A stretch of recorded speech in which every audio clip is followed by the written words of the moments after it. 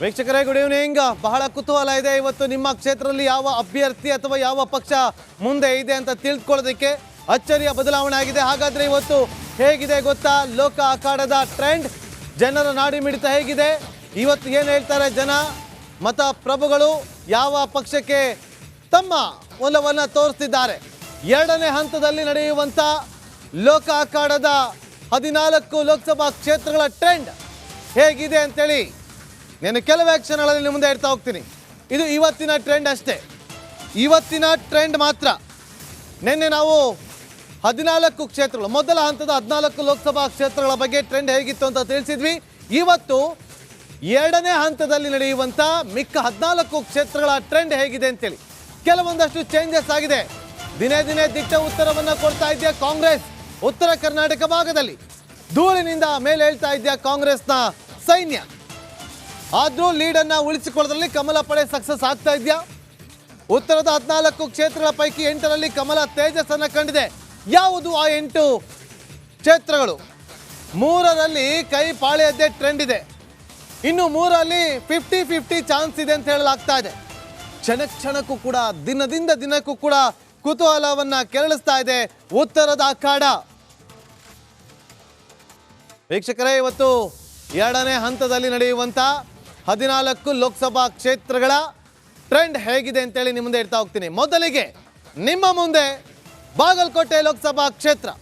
ಬಾಗಲಕೋಟೆ ಲೋಕಸಭಾ ಕ್ಷೇತ್ರದಲ್ಲಿ ನೋಡಿ ಯಾವ ರೀತಿಯಾಗಿದೆ ಟ್ರೆಂಡ್ ಅಂತೇಳಿ ನೀವು ಗಮನಿಸ್ತಾ ಇದ್ದೀರಿ. ಗದ್ದಿಗೌಡರ್ ಬಿಜೆಪಿ ಅಭ್ಯರ್ಥಿ ಆಗಿದ್ದಾರೆ, ಸಂಯುಕ್ತ ಪಾಟೀಲ್ ಕಾಂಗ್ರೆಸ್ ಅಭ್ಯರ್ಥಿ ಆಗಿದ್ದಾರೆ. 48-52, 48% ಕಾಂಗ್ರೆಸ್, 52% ಬಿಜೆಪಿಗೆ.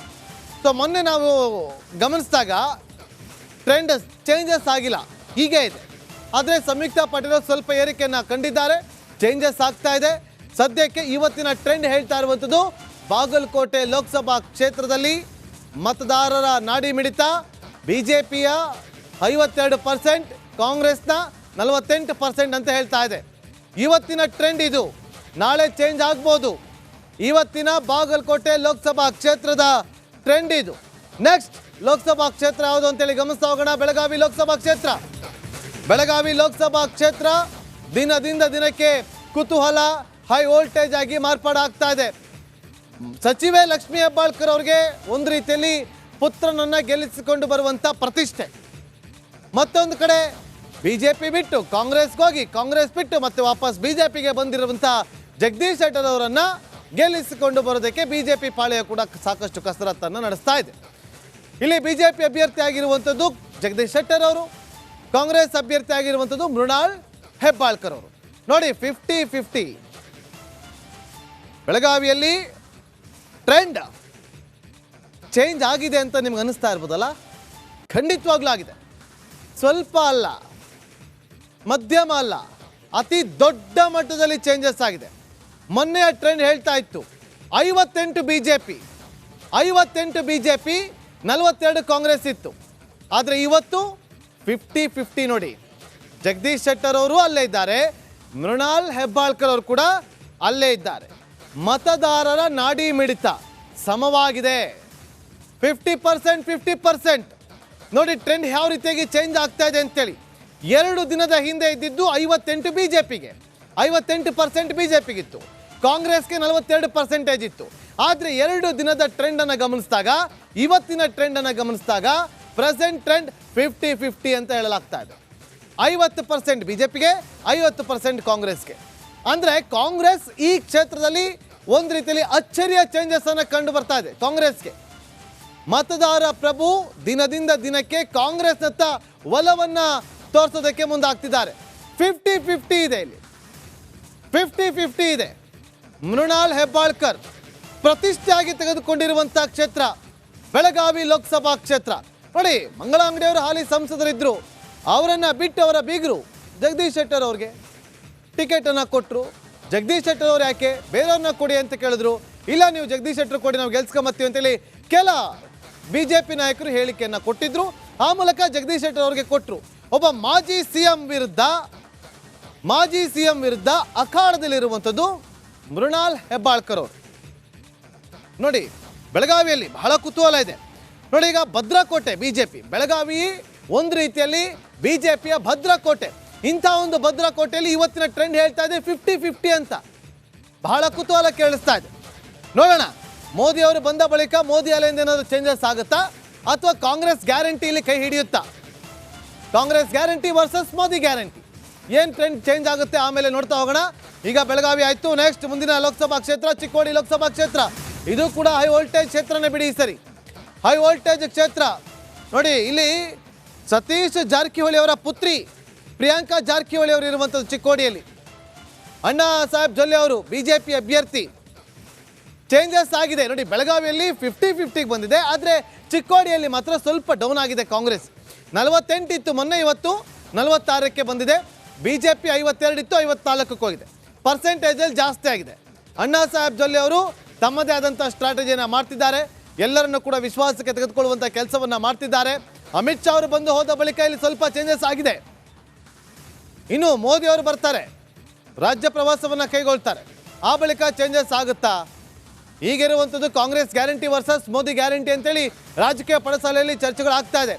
ಚಿಕ್ಕೋಡಿ ಕೂಡ ಬಿಜೆಪಿಯ ಭದ್ರಕೋಟೆನೇ ಒಂದು ಲೆಕ್ಕದಲ್ಲಿ. ಆದರೆ ಇಲ್ಲಿ 54 ಬಿಜೆಪಿ ಮುಂದೆ ಇದೆ.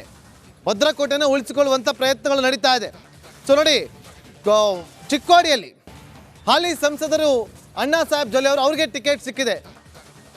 ನೋಡೋಣ ಯಾವ ರೀತಿಯಾಗಿ ಜನರ ನಾಡಿ ಮಿಡಿತ ಇದೆ, ಮತದಾರ ಪ್ರಭು ಯಾರಿಗೆ ಮಣೆ ಹಾಕ್ತಾನೆ ಅಂತೇಳಿ ರಿಸಲ್ಟ್ ಬಂದ ಬಳಿಕವಷ್ಟೇ ಗೊತ್ತಾಗುತ್ತೆ. ನೆಕ್ಸ್ಟ್ ಮುಂದಿನ ಲೋಕಸಭಾ ಕ್ಷೇತ್ರ ಕೊಪ್ಪಳ ಲೋಕಸಭಾ ಕ್ಷೇತ್ರ. ಕೊಪ್ಪಳ ಲೋಕಸಭಾ ಕ್ಷೇತ್ರ ಬಸವರಾಜ್ ಕೆ ಬಿಜೆಪಿ ಅಭ್ಯರ್ಥಿಯಾಗಿದ್ದಾರೆ. ಕಾಂಗ್ರೆಸ್ ಅಭ್ಯರ್ಥಿ ರಾಜಶೇಖರ್ ಹಿಟ್ನಾಳ್. ನೋಡಿ, ಇಲ್ಲೂ ಕೂಡ 50-50. ಜನಾರ್ದನ್ ರೆಡ್ಡಿ ಅವರು ಬಂದ ಬಳಿಕ ಕೊಪ್ಪಳದಲ್ಲಿ ಏನೋ ಒಂದು ಬದಲಾವಣೆ ಆಗುತ್ತೆ, ಬಿಜೆಪಿಗೆ ಪ್ಲಸ್ ಆಗುತ್ತೆ ಅಂತ ಅಂದ್ಕೊಳ್ತಾ ಇದ್ವಿ.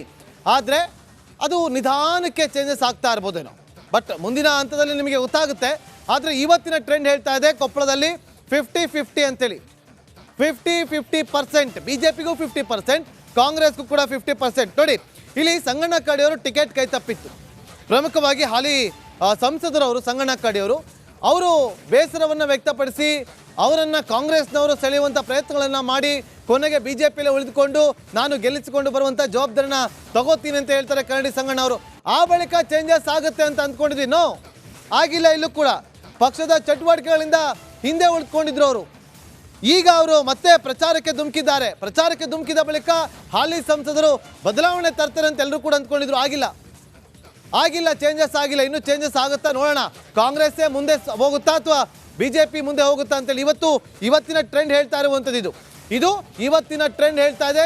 ಕೊಪ್ಪಳ ಲೋಕಸಭಾ ಕ್ಷೇತ್ರದಲ್ಲಿ ಸಮಬಲ 50-50. ನೆಕ್ಸ್ಟ್ ಬಳ್ಳಾರಿ ಲೋಕಸಭಾ ಕ್ಷೇತ್ರ ಬಿ ಶ್ರೀರಾಮುಲು ಬಿಜೆಪಿ ಅಭ್ಯರ್ಥಿ ಆಗಿದ್ದಾರೆ. ತುಕಾರಾಂ ಕಾಂಗ್ರೆಸ್ನ ಅಭ್ಯರ್ಥಿ ಆಗಿದ್ದಾರೆ. ಇಲ್ಲಿನ ಟ್ರೆಂಡ್ ಅನ್ನು ಗಮನಿಸ್ತಾ ಇದ್ದೀವಿ.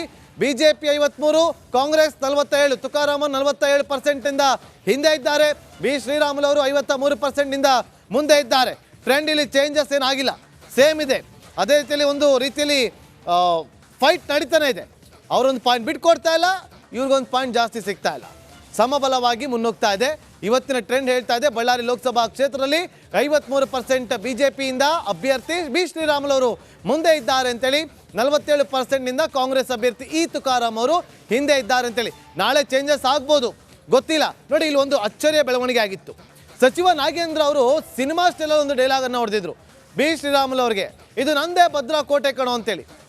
ಆದರೆ ಆ ಡೈಲಾಗನ್ನು ಹೊಡೆದು ಮಾನದಿರ ರಾತ್ರಿಯಾಗಿ ಬೆಳಗಾಗುವಷ್ಟರಲ್ಲಿ ಶ್ರೀರಾಮುಲು ಅವರು ಅದೇ ಬಿ ನಾಗೇಂದ್ರ ಅವರ ಕ್ಷೇತ್ರದಿಂದ 30 ಜನ ಅಭ್ಯರ್ಥಿಗಳನ್ನ ಕಾಂಗ್ರೆಸ್ನ ಕಾರ್ಯಕರ್ತರನ್ನ ರಾತ್ರೋರಾತ್ರಿ ಕರ್ಕೊಂಬಂದು ಬಿಜೆಪಿಗೆ ಸೇರಿಸಿದ್ರು. ಸವಾಲಾಗಿ ತಗೊಂಡಿದ್ರು, ಪ್ರತಿಷ್ಠೆಯಾಗಿ ಈಗ ತಗೊಂಡಿದ್ದಾರೆ ಬಿ ಶ್ರೀರಾಮುಲು ಅವರು. ಇದು ಬಳ್ಳಾರಿ ಲೋಕಸಭಾ ಕ್ಷೇತ್ರದ ಇವತ್ತಿನ ಟ್ರೆಂಡ್. ಬಿಜೆಪಿ ಅಭ್ಯರ್ಥಿ 53%ನಿಂದ ಮುಂದೆ ಇದ್ದಾರೆ, 47%ನಿಂದ ಕಾಂಗ್ರೆಸ್ ಅಭ್ಯರ್ಥಿ ಮುಂದೆ ಇದ್ದಾರೆ. ನೆಕ್ಸ್ಟ್ ಮುಂದಿನ ಲೋಕಸಭಾ ಕ್ಷೇತ್ರ ಹಾವೇರಿ ಲೋಕಸಭಾ ಕ್ಷೇತ್ರದ ಬಿಜೆಪಿ ಅಭ್ಯರ್ಥಿ ಆಗಿದ್ದಾರೆ ಬಸವರಾಜ ಬೊಮ್ಮಾಯಿ ಅವರು. ಕಾಂಗ್ರೆಸ್ ಅಭ್ಯರ್ಥಿ ಆಗಿರುವಂಥದ್ದು ಆನಂದ ಸ್ವಾಮಿ ಗಡ್ಡದೇವರ ಮಠ ಅವರು. ನೋಡಿ, ಕದನ ಕುತೂಹಲ ಹಾವೇರಿಯಲ್ಲಿ ದಿನದಿಂದ ದಿನಕ್ಕೆ ಹೆಚ್ಚಾಗ್ತಲೇ ಇದೆ. ಒಂದಿನ ಡೌನ್ ಆಗುತ್ತೆ, ಒಂದಿನ ಜಾಸ್ತಿ ಆಗುತ್ತೆ. ಟ್ರೆಂಡ್ ಹಾವು ಎಣ್ಣೆ ಆಟದಂತೆ ಆಟ ಆಡ್ತಾನೆ ಇರುತ್ತೆ. ಜನರ ನಾಡಿ ಮಿಡಿತ ಏನಾಗುತ್ತೋ ಗೊತ್ತಾಗೋದಿಲ್ಲ. ಇವತ್ತು ಒಂಥರ ಇರುತ್ತೆ, ನಾಳೆ ಒಂಥರ ಇರುತ್ತೆ. ಬದಲಾವಣೆ ಜಗದ ನಿಯಮ. ಅದೇ ರೀತಿಯಾಗಿ ಮತದಾರ ಪ್ರಭುವಿನ ಮನಸ್ಸಿನಲ್ಲೂ ಕೂಡ ಹಲವು ಬದಲಾವಣೆಗಳಾಗ್ತಾ ಇರುತ್ತೆ. ಈಗ ಬಸವರಾಜ ಬೊಮ್ಮಾಯಿ ಅವರ ಪರ 56% ಅಂತ ಹೇಳ್ತಾ ಇದೆ ಟ್ರೆಂಡ್ನಲ್ಲಿ. ಕಾಂಗ್ರೆಸ್ 44% ಅಂತ ಹೇಳಲಾಗ್ತಾ ಇದೆ. ನೋಡ್ಬೇಕು, ಇದು ಚೇಂಜಸ್ ಆಗುತ್ತೆ ಅಂತೇಳಿ. ಯಾಕೆಂದ್ರೆ ನೋಡಿ 45 ಇತ್ತು, 55 ಇತ್ತು BJP, 55 BJP ಇತ್ತು, 45 ಕಾಂಗ್ರೆಸ್ ಇತ್ತು. ಆದರೆ ಅಲ್ಲಿ 1% ಡೌನ್ ಆಗಿದೆ, BJP ಅದನ್ನು ಗೇನ್ ಮಾಡ್ಕೊಂಡಿದೆ, 1% 56ಕ್ಕೆ ಹೋಗಿ ನಿಂತಿದೆ. ಇದು ಹಾವೇರಿಯ ಲೋಕಸಭಾ ಕ್ಷೇತ್ರ. ನೋಡಿ ಅನಂತ ಸ್ವಾಮಿ ಗಡ್ಡದೇವರ ಮಠ ಅವರು ಸುಮ್ಮನೆ ಕೂತಿಲ್ಲ, ದೊಡ್ಡ ಮಟ್ಟದಲ್ಲಿ ಸವಾಲನ್ನು ಹಾಕೋದಕ್ಕೆ ಮುಂದಾಗ್ತಿದ್ದಾರೆ.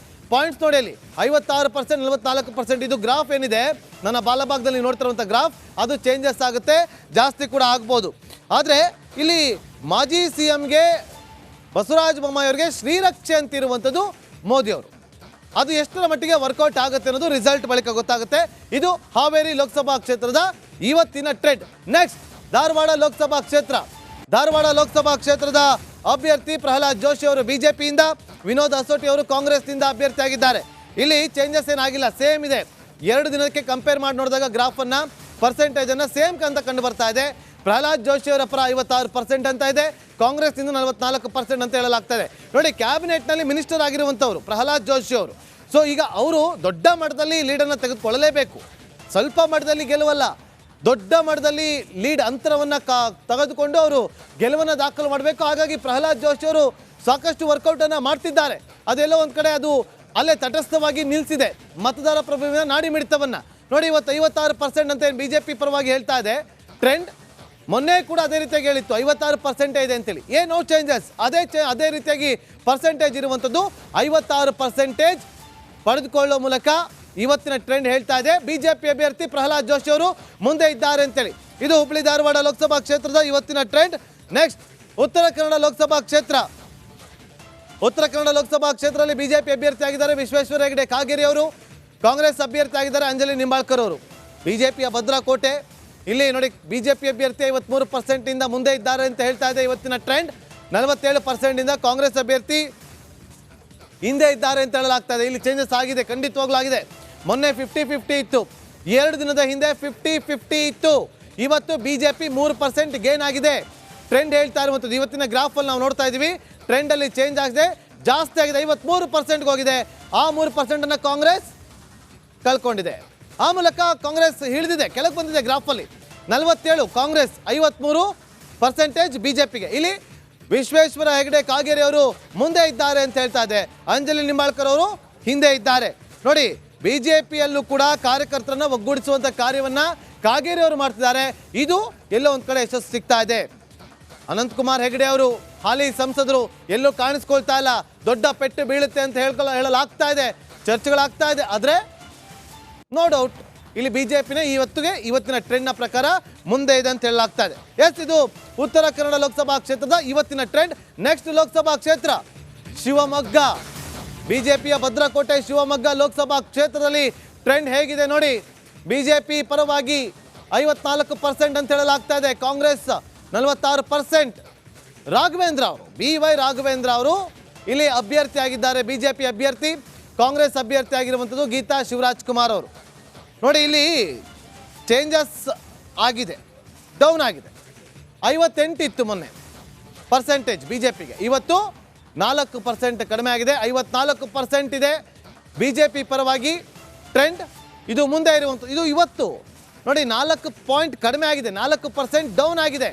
ಅದೇ 4% ಕಾಂಗ್ರೆಸ್ ಗೇನ್ ಮಾಡಿಕೊಂಡಿದೆ, ಜಾಸ್ತಿ ಆಗಿದೆ. 46%, 42 ಇದ್ದಿದ್ದು ಮೊನ್ನೆ, ಇವತ್ತು 46%ಗೆ ಬಂದು ನಿಂತಿದೆ.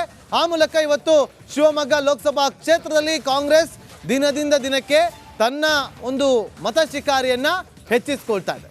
ಇದು ಚೇಂಜಸ್ ಆಗ್ಬೋದು, ಇದು ಇವತ್ತಿನ ಟ್ರೆಂಡ್ ಅಷ್ಟೇ. ನೆಕ್ಸ್ಟ್ ಮುಂದಿನ ಲೋಕಸಭಾ ಕ್ಷೇತ್ರ ದಾವಣಗೆರೆ ಲೋಕಸಭಾ ಕ್ಷೇತ್ರ. BJP ಅಭ್ಯರ್ಥಿ ಆಗಿದ್ದಾರೆ ಗಾಯತ್ರಿ ಸಿದ್ದೇಶ್ವರ್, ಕಾಂಗ್ರೆಸ್ ಅಭ್ಯರ್ಥಿ ಆಗಿದ್ದಾರೆ ಪ್ರಭು ಮಲ್ಲಿಕಾರ್ಜುನ್ ಅವರು. ಇಲ್ಲಿ 52% BJP, ಕಾಂಗ್ರೆಸ್ 48%. ನೋಡಿ, ದಾವಣಗೆರೆ ಲೋಕಸಭಾ ಕ್ಷೇತ್ರದ ವಿಚಾರವಾಗಿ ಮಾತಾಡಬೇಕು. ಇವತ್ತು ಇಬ್ಬರು ಕೂಡ ಮಹಿಳಾ ಅಭ್ಯರ್ಥಿಗಳಿದ್ದಾರೆ BJPಯಲ್ಲೂ ಹಾಗೂ ಕಾಂಗ್ರೆಸ್ನಲ್ಲೂ ಕೂಡ. ಶಾಮನೂರು ಶಿವಶಂಕರಪ್ಪ ಒಂದು ಹೇಳಿಕೆಯನ್ನು ಕೊಟ್ಟಿದ್ರು. ಆ ಹೇಳಿಕೆ ಕೊಟ್ಟು ತಪ್ಪು ಮಾಡಿದ್ರಾ ಗೊತ್ತಿಲ್ಲ. ಯಾಕೆಂದರೆ ಮೊನ್ನೆವರೆಗೂ ಕೂಡ ಈ ಕ್ಷೇತ್ರದಲ್ಲಿ 50-50% ಇತ್ತು, ಸಮಬಲ 50-50 ಇತ್ತು. ಯಾವಾಗ ಶಾಮನೂರು ಶಿವಶಂಕರಪ್ಪ ಅವರು ಮಹಿಳೆಯರು ಕೇವಲ ಪಾತ್ರೆ ತೊಳ್ಕೊಂಡು ಇರೋ ಲಾಯಕಷ್ಟೇ ಅಂತೇಳಿ ಒಂದು ಹೇಳಿಕೆಯನ್ನು ಕೊಡ್ತಾರೆ. ಆ ಹೇಳಿಕೆ ದೊಡ್ಡ ಮಟ್ಟದಲ್ಲಿ ಸಂಚಲನವನ್ನು ಸೃಷ್ಟಿ ಮಾಡಿದೆ. ಅದೇ ಒಂದು ಪೆಟ್ಟು ಕೊಡ್ತಿದ್ಯಾ ದಾವಣಗೆರೆಯಲ್ಲಿ ಗೊತ್ತಿಲ್ಲ. ಇದು ದಾವಣಗೆರೆ ಲೋಕಸಭಾ ಕ್ಷೇತ್ರದ ಇವತ್ತಿನ ಟ್ರೆಂಡ್ ಹೇಳ್ತಾ ಇದೆ 52%ನಿಂದ ಬಿಜೆಪಿ ಅಭ್ಯರ್ಥಿ ಮುಂದೆ ಇದ್ದಾರೆ, 48%ನಿಂದ ಕಾಂಗ್ರೆಸ್ ಅಭ್ಯರ್ಥಿ ಹಿಂದೆ ಇದ್ದಾರೆ. ಅಂದರೆ ಮೊನ್ನೆಗಿಂತ 2% ಕಡಿಮೆ ಆಗಿದೆ ಕಾಂಗ್ರೆಸ್ಗೆ, 2% ಜಾಸ್ತಿ ಆಗಿದೆ ಬಿಜೆಪಿಗೆ. ನೆಕ್ಸ್ಟ್ ಲೋಕಸಭಾ ಕ್ಷೇತ್ರ ಕಲಬುರಗಿ ಲೋಕಸಭಾ ಕ್ಷೇತ್ರ. ಬಿಜೆಪಿ ಅಭ್ಯರ್ಥಿ ಉಮೇಶ್ ಜಾಧವ್, ಕಾಂಗ್ರೆಸ್ ಅಭ್ಯರ್ಥಿ ರಾಧಾಕೃಷ್ಣ ಅವರು. ನೋಡಿ ಇಲ್ಲಿ ಬಿಜೆಪಿ 2 ದಿನದ ಹಿಂದೆ ಕಡಿಮೆ ಆಗಿತ್ತು, ಈಗ ಜಾಸ್ತಿ ಆಗಿದೆ. 50-50. ಉಮೇಶ್ ಜಾಧವ್ ಅವರು ಹಾಲಿ ಸಂಸದರಿದ್ದಾರೆ, ಸಾಕಷ್ಟು ವರ್ಕೌಟ್ಗಳನ್ನು ಮಾಡ್ತಿದ್ದಾರೆ. ಹಾಗಂತ ರಾಧಾಕೃಷ್ಣ ಅವರೇನು ಸುಮ್ಮನೆ ಕೂತಿಲ್ಲ. ಮಲ್ಲಿಕಾರ್ಜುನ್ ಖರ್ಗೆ ಅವರ ಅಳಿಯ, ಪ್ರಿಯಾಂಕ್ ಖರ್ಗೆ ಅವರ ಮಾವ, ಗೆಲ್ಲಿಸ್ಕೊಂಡು ಬರೋದಕ್ಕೆ ಪ್ರಿಯಾಂಕ್ ಖರ್ಗೆ ಅವರು ಸಾಕಷ್ಟು ಪ್ಲಾನಿಂಗನ್ನು ಮಾಡ್ಕೊಂಡಿದ್ದಾರೆ. ನೋಡಿ ಒಂದು ಕಡೆ ಇಲ್ಲಿ ವಿಚಾರವನ್ನು ಹೇಳಬೇಕು, ಬೆಳಗಾವಿಯಲ್ಲಿ ಪುತ್ರನನ್ನು ಗೆಲ್ಲಿಸ್ಕೊಂಡು ಬರೋದಕ್ಕೆ ಲಕ್ಷ್ಮೀ ಹೆಬ್ಬಾಳ್ಕರ್ ಅವರು ಓಡಾಡ್ತಿದ್ದಾರೆ. ಈ ಕಡೆ ಚಿಕ್ಕೋಡಿಯಲ್ಲಿ ಪ್ರಿಯಾಂಕಾ ಜಾರಕಿಹೊಳಿ ಅವರನ್ನು ಗೆಲ್ಲಿಸಿಕೊಂಡು ಬರೋದಕ್ಕೆ ಸತೀಶ್ ಜಾರಕಿಹೊಳಿ ಅವರು ಓಡಾಡ್ತಿದ್ದಾರೆ. ಈ ಕಡೆ ಕಲಬುರಗಿಯಲ್ಲಿ ಮಾವನನ್ನು ಗೆಲ್ಲಿಸ್ಕೊಂಡು ಬರೋದಕ್ಕೆ ಪ್ರಿಯಾಂಕ್ ಖರ್ಗೆ ಅವರು ಸಾಕಷ್ಟು ಓಡಾಟವನ್ನು ನಡೆಸ್ತಿದ್ದಾರೆ. ಹಾಗಾಗಿ ಇಲ್ಲಿ ಕಾಂಗ್ರೆಸ್ಗೆ ವರ್ಕೌಟ್ ಆಗ್ತಾ ಇರ್ಬೋದು. 50-50 ಸಮಬಲದಲ್ಲಿದೆ. 50% ಬಿಜೆಪಿಗೆ, 50% ಕಾಂಗ್ರೆಸ್ಗೆ ಇದೆ. ಈಗ ಓವರ್ ಆಲ್ ಆಗಿ ಹೇಗಿದೆ ಅಂತೇಳಿ ನಿಮ್ಮ ಮುಂದೆ ಇಡ್ತಾ ಹೋಗ್ತೀನಿ. ಇದೇ ಟ್ರೈನಲ್ಲಿ ನಿಮಗೆ ಈಗ ಆಲ್ರೆಡಿ 12 ಕ್ಷೇತ್ರಗಳ ಬಗ್ಗೆ ತಿಳಿಸ್ಕೊಟ್ಟಿದ್ದೀನಿ. ಇನ್ನು 2 ಕ್ಷೇತ್ರಗಳಿದೆ. ಆ 2 ಕ್ಷೇತ್ರಗಳು ಯಾವುದು ಅಂತಂದರೆ, ಒಂದು ರಾಯಚೂರು ಲೋಕಸಭಾ ಕ್ಷೇತ್ರ, ಮತ್ತೊಂದು ಬೀದರ್ ಲೋಕಸಭಾ ಕ್ಷೇತ್ರ. ಮೊದಲಿಗೆ ನಾವೀಗ ನೋಡ್ಕೊಂಬೋಣ ರಾಯಚೂರು ಲೋಕಸಭಾ ಕ್ಷೇತ್ರದ ಇವತ್ತಿನ ಟ್ರೆಂಡ್ ಹೇಗಿದೆ ಅಂತೇಳಿ. ರಾಯಚೂರಿನಲ್ಲಿ ಬಿಜೆಪಿ ಅಭ್ಯರ್ಥಿ ಆಗಿರುವಂಥ ರಾಜಾ ಅಮರೇಶ್ವರ್ ನಾಯಕ್ ಅವರು ಹಾಗೂ ಕಾಂಗ್ರೆಸ್ ಅಭ್ಯರ್ಥಿ ಆಗಿರುವಂಥ ಕುಮಾರ್ ನಾಯಕ್ ಅವರು. ನೋಡಿ ಇಲ್ಲಿ ಬಿಜೆಪಿ ಡೌನ್ ಆಗ್ತಾನೆ ಇದೆ. 46 ಇತ್ತು ಮೊನ್ನೆ, ಇವತ್ತು 45% ಅಂತ ಹೇಳ್ತಾ ಇದೆ. ಕಾಂಗ್ರೆಸ್ 54 ಇತ್ತು, ಅಥವಾ 55ಕ್ಕೆ ಹೋಗಿ ನಿಂತಿದೆ. 54 ಇತ್ತು, 55%ಗೆ ಹೋಗಿ ನಿಂತಿದೆ. ಆ ಮೂಲಕ ಕಾಂಗ್ರೆಸ್ ಇಲ್ಲಿ ಗೇನ್ ಆಗ್ತಾ ಇದೆ. ರಾಯಚೂರಲ್ಲಿ ಕಾಂಗ್ರೆಸ್ ಅಭ್ಯರ್ಥಿ ಕುಮಾರ್ ನಾಯಕ್ ಸ್ವಲ್ಪ ಸ್ಟ್ರಾಟಜಿಯನ್ನು ಮಾಡಿಕೊಂಡು ಜನರನ್ನು ರೀಚ್ ಆಗುವಂಥ ಕೆಲಸವನ್ನು ಮಾಡ್ತಾರೆ. ಹಾಗಾಗಿ 55% ಅಂತ ಹೇಳ್ತಾ ಇದೆ. ಇವತ್ತಿನ ಟ್ರೆಂಡ್ ಹೇಳ್ತಾ ಇರುವಂಥದ್ದು. ನೆಕ್ಸ್ಟ್ ಬೀದರ್ ಲೋಕಸಭಾ ಕ್ಷೇತ್ರ. ಈಶ್ವರ್ ಖಂಡ್ರೆ ಅವರ ಪುತ್ರ ಸಾಗರ್ ಖಂಡ್ರೆ ಅಭ್ಯರ್ಥಿ ಆಗಿದ್ದಾರೆ ಕಾಂಗ್ರೆಸ್ನಿಂದ. ಭಗವಂತ್ ಖೂಬಾ ಅವರು ಬಿಜೆಪಿ ಅಭ್ಯರ್ಥಿ ಆಗಿದ್ದಾರೆ, ಹಾಲಿ ಸಂಸದರು ಕೂಡ. ಸೊ ನೋಡಿ, ಪ್ರಮುಖವಾಗಿ ಇಲ್ಲಿ ಧೂಳಿನಿಂದ ಮೇಲೆದಂಥ ಕಾಂಗ್ರೆಸ್ ನಾವು ಆರಂಭದಲ್ಲಿ ಹೇಳಿದ್ವಲ್ಲ, ಇಲ್ಲಿ ಅದೇ ಆಗ್ತಾ ಇರುವಂಥದ್ದು. 50-50 ಅಂತ ಹೇಳಲಾಗ್ತಾ ಇದೆ.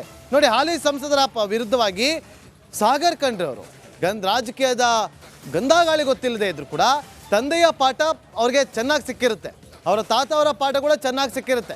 ಸಾಗರ್ ಖಂಡ್ರೆ ಅವರು ಈಗ ಅಭ್ಯರ್ಥಿ ಆಗಿದ್ದಾರೆ, ಅತ್ಯಂತ ಕಿರಿಯ ವಯಸ್ಸಿನ ಅಭ್ಯರ್ಥಿ ಅಂತ ಕೂಡ ಅವರು ಗುರುತಿಸ್ಕೊಂಡಿದ್ದಾರೆ. ಹಾಗಾಗಿ ಭಗವಂತ್ ಖೂಬಾ ಅವರ ಅಗೇನ್ಸ್ಟ್ ಆಗಿ ಅವರು ನಿಂತಿದ್ದಾರೆ, ಸಮಬಲವನ್ನು ಕಾಪಾಡ್ಕೊಳ್ತಿದ್ದಾರೆ. ಕಾಂಗ್ರೆಸ್ 50%, ಬಿಜೆಪಿ 50% ಅಂತ ಬೀದರ್ನಲ್ಲಿ ಹೇಳ್ತಾ ಇದೆ ಇವತ್ತಿನ ಟ್ರೆಂಡ್. ನೆಕ್ಸ್ಟ್ ಓವರ್ ಆಲ್ ಗಮನಿಸ್ತಾ ಹೋಗೋಣ. ಓವರ್ ಆಲ್ ಎಷ್ಟಿದೆ ಅಂತೇಳಿ. 14 ಲೋಕಸಭಾ ಕ್ಷೇತ್ರಗಳ ಪೈಕಿ ಎಷ್ಟು ಕ್ಷೇತ್ರಗಳಲ್ಲಿ ಬಿಜೆಪಿ ಹಾಗೂ JDS ಬಿಜೆಪಿ ಅಭ್ಯರ್ಥಿಗಳು 9 ಕ್ಷೇತ್ರದಲ್ಲಿ ಮುಂದೆ ಇದ್ದರೆ 1 ಕ್ಷೇತ್ರದಲ್ಲಿ ಕಾಂಗ್ರೆಸ್ ಮುಂದೆ ಇದೆ, ಅದು ರಾಯಚೂರು. ಇನ್ನುಳಿದಂತೆ 4 ಲೋಕಸಭಾ ಕ್ಷೇತ್ರಗಳಲ್ಲಿ 50-50 ಇದೆ ಅಂತ ಹೇಳಲಾಗ್ತದೆ. ಬೀದರ್ ಆಗಿರ್ಬೋದು, ಅದರ ಜೊತೆಯಲ್ಲಿ ಕೊಪ್ಪಳ, ಕಲಬುರಗಿ, ಬೆಳಗಾವಿ, ಈ 4 ಕ್ಷೇತ್ರಗಳಲ್ಲೂ ಕೂಡ 50-50 ಅಂತೇಳಿ ಇವತ್ತಿನ ಟ್ರೆಂಡ್ ಹೇಳ್ತಾ ಇದೆ. ನೋಡಿ, ಇವತ್ತಿನ ಈ ಟ್ರೆಂಡ್ ಏನಿದೆ ಇದು ಇವತ್ತಿಗೆ ಅಷ್ಟೇ. ನಾಳೆ ಇದು ಚೇಂಜ್ ಆಗ್ಬೋದು. ಜನರ ನಾಡಿ ಮಿಡಿತ ಯಾವುದೇ ಕ್ಷಣದಲ್ಲೂ ಕೂಡ ಬೇಕಾದ್ರೆ ಬದಲಾಗ್ಬೋದು. ರಾತ್ರಿಯಾಗಿ ಬೆಳಗಾಗೋಷ್ಟರಲ್ಲಿ ಇದು ಚೇಂಜಸ್ ಕೂಡ ಆಗ್ಬೋದು. ಇವತ್ತಿನ ಟ್ರೆಂಡ್ ಹೇಳ್ತಾ ಇದೆ 14 ಲೋಕಸಭಾ ಕ್ಷೇತ್ರಗಳೇನಿದೆ 2ನೇ ಹಂತದಲ್ಲಿ ನಡೆಯುವಂಥ ಚುನಾವಣೆಯಲ್ಲಿ, ಆ ಒಂದು 14 ಲೋಕಸಭಾ ಕ್ಷೇತ್ರಗಳ ಪೈಕಿ 9 ಕ್ಷೇತ್ರಗಳಲ್ಲಿ ಬಿಜೆಪಿ ಅಭ್ಯರ್ಥಿಗಳು ಮುಂದೆ ಇದ್ದಾರೆ, ಕಾಂಗ್ರೆಸ್ 1 ಕ್ಷೇತ್ರದಲ್ಲಿ ಮುಂದೆ ಇದೆ. 4 ಲೋಕಸಭಾ ಕ್ಷೇತ್ರಗಳಲ್ಲಿ ಸಮಬಲ 50-50 ಅಂತ ಹೇಳಲಾಗ್ತಾ ಇದೆ. ಇದು ಓವರ್ ಆಲ್ ಇವತ್ತಿನ ಟ್ರೆಂಡ್. ನೋಡಿ, ಬಾಗಲಕೋಟೆಯಲ್ಲಿ 52%, ಬೆಳಗಾವಿಯಲ್ಲಿ 50%, ಚಿಕ್ಕೋಡಿಯಲ್ಲಿ 54%, ಬಳ್ಳಾರಿಯಲ್ಲಿ 53%. ಈ 4 ಲೋಕಸಭಾ ಕ್ಷೇತ್ರಗಳಲ್ಲಿ ಬಿಜೆಪಿ ಮುಂದೆ ಇದೆ. ನೆಕ್ಸ್ಟ್ ಹಾವೇರಿ 56%, ಧಾರವಾಡ 56%, ಶಿವಮೊಗ್ಗ 54%, ವಿಜಯಪುರ 55%. ಇಲ್ಲೂ ಕೂಡ ಬಿಜೆಪಿ ಅಭ್ಯರ್ಥಿಗಳು ಮುಂದೆ ಇದ್ದಾರೆ. ಉತ್ತರ ಕನ್ನಡದಲ್ಲೂ ಕೂಡ ಬಿಜೆಪಿ ಅಭ್ಯರ್ಥಿ ಮುಂದೆ ಇದ್ದಾರೆ. ಇಷ್ಟು ಬಿಟ್ಟು 9 ಕ್ಷೇತ್ರಗಳು. ಇನ್ನುಳಿದಂತೆ ರಾಯಚೂರಲ್ಲಿ ಕಾಂಗ್ರೆಸ್ ಮುಂದೆ ಇದೆ. 4 ಕ್ಷೇತ್ರಗಳಲ್ಲಿ ಸಮಬಲ ಇದೆ, 50-50 ಅಂತೇಳಿ. ನೋಡಿ, ಕೊಪ್ಪಳ, ಕಲಬುರಗಿ, ಬೆಳಗಾವಿ ಹಾಗೂ ಬೀದರ್, ಕೊಪ್ಪಳ, ಕಲಬುರಗಿ, ದಾವಣಗೆರೆ ಹಾಗೂ ಬೆಳಗಾವಿಯಲ್ಲಿ 50-50 ಅಂತ ಹೇಳಲಾಗ್ತಾ ಇದೆ.